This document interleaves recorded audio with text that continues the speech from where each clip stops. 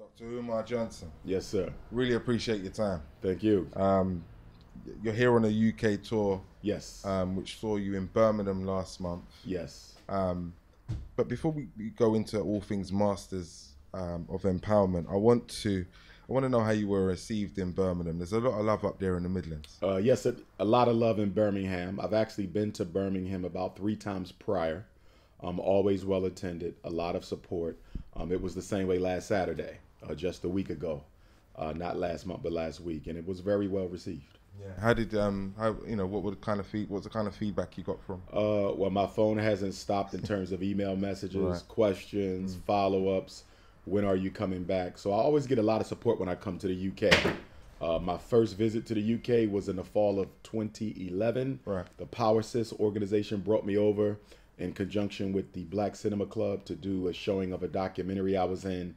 And then I started coming back largely through the Power Sis movement about twice a year since then. This is probably my 7th or 8th visit since 2011, once almost twice a year on average. You like it here, then? Yeah. I like it here. Yeah, it's a good look. I call it the 51st state because when I study the political and the economic and the social and the psychological predicament of Africans here in Europe and particularly in the UK, your reality isn't much different than the African American reality, which is interesting because as I travel the world and I go all over, people always ask me, how different is it in other places?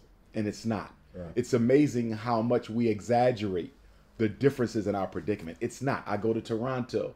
They'll think their problems are more unique than in the UK. The UK may think their problems are more unique than the States. The States may think their problems are more unique than, say, Jamaica or Bermuda or the Bahamas. And then even on the continent, they would also argue that their reality is extremely unique. But what I say to that is there's 4 constants. Wherever I go in the African world, I've spoken on every continent except Australia. 4 constants: mass incarceration of black males, a crisis of single-parented black boys, white Jesus is everywhere in the African world. You're not going to go anywhere without white Jesus. And the 4th constant, someone who does not look like us controls the economy everywhere we live on earth. There's not a country or community you can go to where black people run their own economy. I guess this lends itself to the next question. Masters of Empowerment, talk about what attendees can expect. Yes. From when you take the stage tomorrow. Yes, indeed. Tomorrow night, Saturday, November the 3rd, the master teacher, elder, Baba Mutabaruka, the stepping razor himself, and Dr. Umar Johnson linking up as 2 Pan-Africanists and Garveyites once again.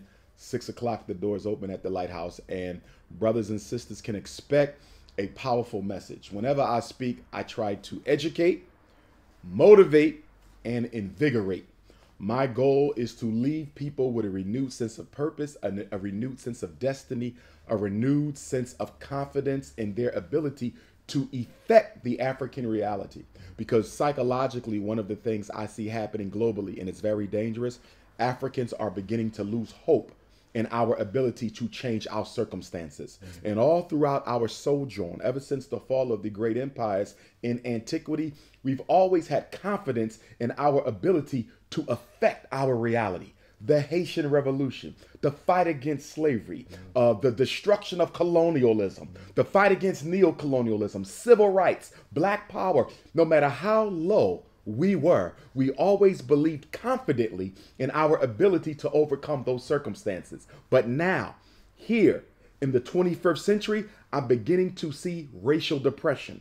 I'm beginning to see political depression. I'm beginning to hear, even from conscious elders, that they don't think it's possible for us to change this around. So whenever I speak, I want to change that narrative in the African mind. I want people to leave feeling motivated, okay, and inspired to make a difference, not just give them information. Because I believe in the Black consciousness movement so far. In the 21st century, we have oversaturated the information. We have become information addicts. I would argue information overload. And I want to draw a distinction though, because although we suffer from information overload largely by way of social media, I don't think we get enough of quality information in terms of the black media. It's kind of what you guys do with The Voice, putting out that critical and relevant information. I am seeing black media, particularly in the Western world, and your newspaper is an exception to this. And there's a few other newspapers that are an exception to this, but I'm seeing black media turn away from an information and agitation and investigation vehicle for black change to one that chases political satire, to one that chases sensationalism, that one is over inundated with what's going on with black celebrities, what's going on with black athletes, who got shot last night at the gas station, who hit the lottery, when is Beyonce coming back to town. That's not the origin of black media. And I can speak to that because the first black man to start a news organ in the Western Hemisphere, was John Brown Russworm from Jamaica, one of the fathers of Pan-Africanism. He started Freedom's Journal with Samuel Cornish in the States back in the 1830s. And the purpose of that newspaper was to educate, investigate, and advocate. Black media is no longer educating, investigating, and advocating. It is spreading gossip, sensationalism, slander, and rumor. And we need to get back to serving the needs of the people. There's so many directions I could take this interview in. So many. And I know our time here is limited. I wanted to get your thoughts on, particularly and specifically, what the young black man in 2018 should be focusing on. Given all of what you've just mentioned, the information overload, what I call the foggying of the mind, given all of those things, what should we be focusing collectively? And forget the transatlantic differences. Let's point to a unifying theme. Indeed. From a Pan-Africanist perspective, I would argue that the two most critical things that black men need to be focused on, the entire diaspora, but zeroing in on us, black males, is actually the same in terms of what all African people should be focusing on.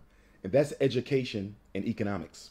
When you look at the mass incarceration, the school to prison pipeline, what I refer to in my book as the psychoacademic Holocaust, you're looking at education being weaponized as a tool against black male empowerment.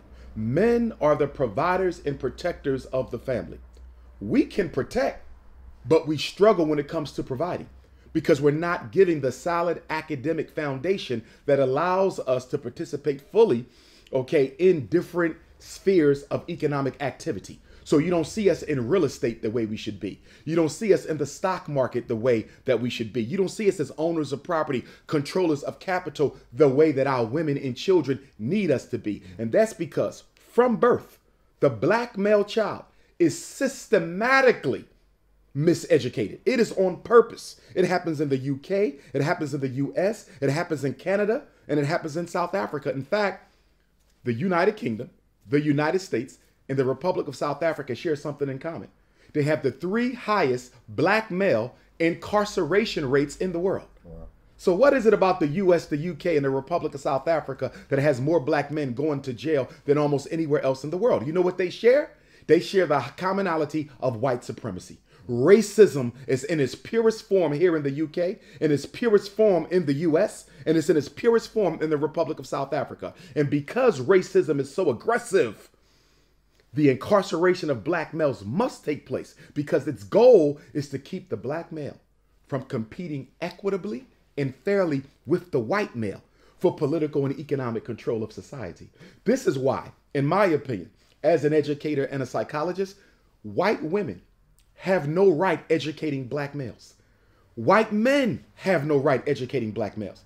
It is a natural conflict of interest for a member of my oppressor's community to be responsible for the liberation of the oppressed community. What white woman is going to prepare a black boy in London to be equitably prepared, politically, economically, and socially, to challenge her own son for control of this society 20 years from now? No white woman is going to put a black boy in that position, which is why she should never be allowed to educate him. So that education is key. And then the economics. They're destroying us through the economics. Lack of access to capital. Lack of access to capital is the main strategy used in the Western world, US, Canada, UK, and even in Southern Africa and other places, to keep the black male from being able to empower himself individually and collectively. What I'm saying is this: you may have the blueprints for an automobile that can outperform and outachieve Mercedes-Benz and BMW. But if you go to one of the banks in the UK and you need a couple 100 million rand loan to build your factory and start producing your cars and importing your products, are you likely to get it? Not at all. He may have a business idea that is greater than Walmart, a black mart, if you would. But what bank in the UK is going to give him a line of credit to build his black marks to challenge Walmart? I may have a cell phone idea that exceeds the iPhone. I have an idea for a phone that would put the iPhone out of business. But what bank in the United States, what bank in the UK, what bank in Canada or Johannesburg is going to give me a loan to empower my idea, which would in turn allow me to do what? Put thousands of black men to work with my idea. We don't get access to the lines of credit. Now let's look at all the other ethnic groups in the UK. Chinese are empowered. European Jews are empowered. The Arabs are empowered. Why are they empowered? They're able to access capital through their own native banks and they bring it with them, or they're able to access capital in your banks. Why? Because they suffer from the positive stereotype, if there is such a thing. And the positive stereotype says the Chinese are hardworking. The positive stereotype says the European Jew is very industrious with his dollar. The positive stereotype says the Arab has a history of economic success. And the negative stereotype, which affects us, says black people do not have the intelligence to handle large amounts of money responsibly. And because of that, they discriminate against us economically. The racism is in the banks. Remember, Dr. King was murdered 50 years ago, not because he had a dream and not because he opposed the war on Vietnam. Dr. King was murdered because he was about to embark upon a breadbasket campaign. He was going to take poor black, poor whites to the United States government, the capital of the most powerful government in the world. And they were going to live there and sleep there and eat there. And no one was going to leave until they left with a home and a job. Dr. King was proposing economic revolution, and that's why he was murdered. The next stage of the Pan-African Renaissance in the international African struggle is a struggle for economic liberation. I'm aware that you're a man with many degrees. Yes, ma'am. Yes, highly sir. educated. Something we all laud and salute. For our viewers, though, for some of our viewers and listeners, talk about that educational background underpinning the platform that you have today, and talk about the fact that your voice is resonating further and further as more and more people identify with the things that you're bringing to life. Well, firstly, I benefit from something, and Sister Kim and I were talking about this last night on our drive, but I benefit from something that none of my predecessors had available to them, and that's social network. You see, so my travels for my generation as a Pan-Africanist and a scholar have been unprecedented. And Mr. Garvey didn't have that as an exposure. El Hajj, Malik El Shabazz, Malcolm X didn't have that. Kwame Nkrumah, Patrice Lumumba, Steve Biko, Amilcar Cabral, Thomas Sankara, Julius Nyerere, they didn't have that at their disposal. So I'm able to take advantage of the information age in the way that my forefathers of Pan-Africanism wasn't able to. Okay. With that being said, I think that I have a larger responsibility than even they had, because to whom much is given, much is required. Great power comes great responsibility. And as someone, who is requested so often around the world, I feel that I have an obligation to produce along with that, you see. And I think that with my educational attainments, that also requires me to be able to produce. And so in looking at my educational background, since I was a third grader, I had always wanted to be a psychologist since a third grader. Okay. I stayed with that. So I went to a traditional, conservative, paramilitary high school. From there, I went to Millersville University in Pennsylvania, double majored, psychology and political science, because I considered law for a minute as well. Right. Kind of wish I would have stayed with it to an extent, because I could have been far more effective as a school psychologist and a lawyer than I am as a school psychologist and a doctor of clinical psychology. I'd like to embellish on that, but go on.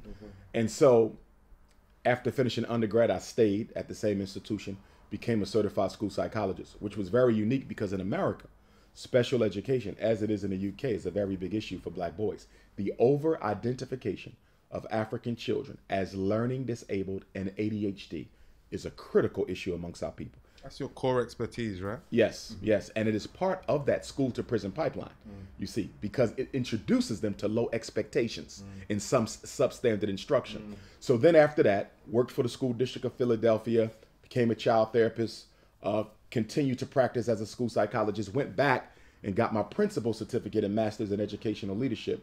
And so now I'm working on building my own school, the Frederick Douglass and Marcus Garvey Academy, which we hope to franchise around the whole diaspora once we build the first one. You see, but I say all that to say that the education for me was a blessing in that my professional work lends itself perfectly with my political work. So for example, some people are in professions that don't necessarily affect the African struggle. But with me being a psychologist, mental health is critical when it comes to African people. And the field of psychology has also been weaponized against us. So 2 nights ago, I made it a point to visit the home of Francis Galton here in the UK. Okay. Now, he was in the 1800s, but he's the father of eugenics. This is the man who created the word eugenics, good stock, the selective extermination of Africans and the selective reproducing of Europeans. He was Charles Darwin's cousin. This is the man who gave rise to the popular notion that Africans were half monkey, half man, stuck in the chain of evolution from beast to civilized man, you see. And this is the man who made popular special ed. He made popular sterilization. So I made it a point to go to his home because as a psychologist, I must respect that history, although I hate him and what he did and may he burn in hell. You understand? But again, getting back to my point, being a psychologist, I'm dealing with a major weapon against our people. Being an educator, I'm dealing with another major weapon and potential, a strategy of success that we can use as a people, because I believe until we educate our own children, we'll never be free. You can't give your child's mind 18 years to the oppressor, get it back at age 17 and 18, and think you're going to re-Africanize them. You can re-Africanize them on the surface, but the unconscious has already been programmed by the European. We need to understand what my ancestor Frederick Douglass said. He said, it's better to raise strong children than to repair broken men. Once the African mind has been colonized by the European construct, you can never totally get it back. Keep them free because you won't be able to re-free them later. Frederick Douglass, it's interesting you touch on that. There's a petition going to bring back the journal that he founded. The North Star. The North Star, yes. Yeah. Have you seen that? You familiar with that? I just saw it today. I just saw it today as well, actually. Someone from the UK texted to me. Wow, that's amazing. I think it's a good thing. But here's my challenge Go for it, because you're going to talk about the media again, right? Yes. Yes. Go for it. Well, first of all, what most people don't know about the North Star, the North Star was not Frederick Douglass's paper exclusively. Right, okay. The North Star was co-edited by one of the grandfathers of Pan-Africanism, right, Martin Robinson Delaney, who came up with the quote, Africa for the Africans. Marcus Garvey borrowed that from Martin Delaney, who grew up in Chambersburg, Pennsylvania, the same city I went to high school in. Okay, and it was Marcus Garvey who borrowed that from Delaney and added those at home and those abroad. That's Delaney's quote. Right. Delaney and Douglass co-edited the North Star, but because of ideological differences, Pan-Africanism, integrationism, they split. And then that's when Cousin Frederick renamed it the Frederick Douglass paper. So I'm hoping that they show the contributions of Major Dr. Martin Robinson Delaney, who, by the way, was the first black to be admitted into Harvard University, not W.E.B. Du Bois. It was Martin Delaney who was admitted into Harvard Medical School, but was forced to resign because the white students refused to go to class with him. So he was put out of Harvard, and then Du Bois, half a century later, becomes the first African-American, or one of the first African-Americans to get a doctorate from Harvard. But I want them to show the Pan-Africanist influence on the North Star, but I want them to recommit themselves to telling relevant, useful, important, and practical information about the black struggle. See, for me, we don't have time to talk about LeBron James going to the Lakers when only 1 out of every 4 black boys is graduating from high school. We don't have time to talk about, who won the lottery last night, when black women have one of the, in the Western world, have one of the highest infant mortality rates?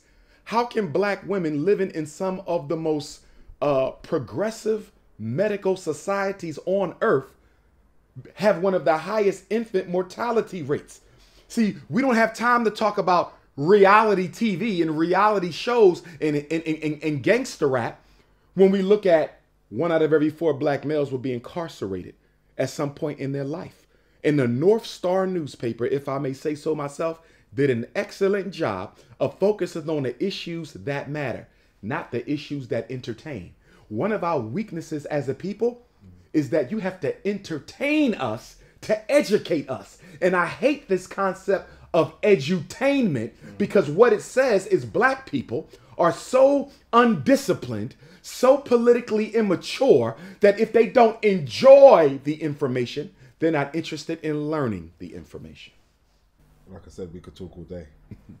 Finally, back to your tour. It was too short. Yes, so sir. we need you to come back Definitely. To the UK. When's that likely to happen? And will it be another Serious Energy presented? It may be another Serious Energy Presents. Definitely. I want to thank Mother Emma for doing these events, bringing me back to the UK, obviously. I have to thank the Power Sis movement for introducing me to the UK and being responsible for those initial tours. I definitely will be coming back. I have some projects that I want to see to fruition here in the UK. With Anything both. you want to speak on? Well, one thing I want to do is the Frederick Douglass Marcus Garvey Academy. I want to put one here. Okay. I also want to put a Pan-African nationalist bookstore here. And I'm also working on a documentary entitled The Shockumentary, The War Against Black Boys. And I want to come back, and with the assistance of Power Sis, we're going to be interviewing parents throughout the United Kingdom on their stories, getting their testimonials of the hell and the hate and the racism that they've experienced through the social service system of the UK, the special ed system of the UK, the mental health system of the UK, the juvenile incarceration system of the UK, whether it's learning disabilities, autism, psychiatric med, school exclusion, juvenile incarceration, black on black crime, homicide, suicide, social service discrimination. I want black parents and black youth to tell their story as part of that narrative that shows that the miseducation of African children is not an American thing. It's not just a US thing, a Canadian thing, or a South African thing. It's a global thing. And so my documentary wants to show how this issue of education is at the foundation of all of the evils that African people suffer from. Education and economics. Those are the left foot and the right foot, the left fist and the right fist of black liberation. If you don't control the content of your children's minds, and if you don't economically give African people opportunities to stop being dependent on their former colonizers for their existence, we will lose. Dollars and brain power. It stops and ends there. Dr. Umar Johnson, it's been a pleasure. Appreciate your time.